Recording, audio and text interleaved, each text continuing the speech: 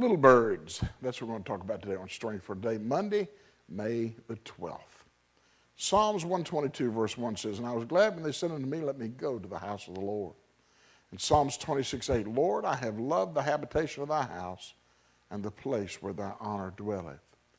Psalms 84 was one of the 150 psalms that were sang while they were on their way to the temple. And while they were at the temple and on their way home from the temple, they'd sing these songs. And as the psalmist was on his way to the temple one day, he happened to notice little birds flying around the courtyard of the temple. And he looked high above his head and across the beams of the roof of the temple, and he notices the little feathered creatures of God had built their nests in the temple of the living God.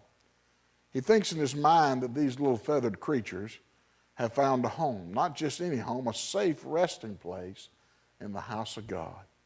And these little birds were enjoying the comforts and the blessings and the benefits of the safety and continually living in the cracks and the crevices of the house of God. The psalmist was saying, as I'm on my journey to my heavenly eternal home, I enjoy flying into the house of God on a regular basis. I love dropping in.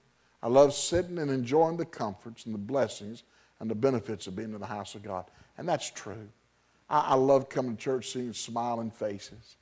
I think back over the years, the older you get, the more you can look back.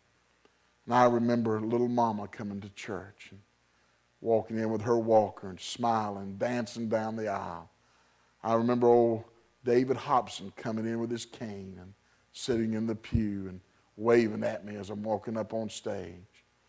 Oh, there's so many good memories of church. And I was seeing Roy Shelton sitting in the back with his eyes closed and a smile on his face and his hand in the air praising God.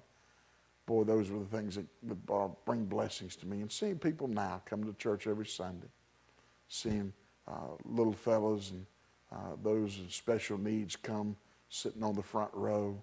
Oh, what a blessing to be in the house of God. To hear the singing of the choir, the preaching of the word. It's just a comfort knowing we got something to look forward to now and forever. And going to church will be your strength for today and your hope for tomorrow.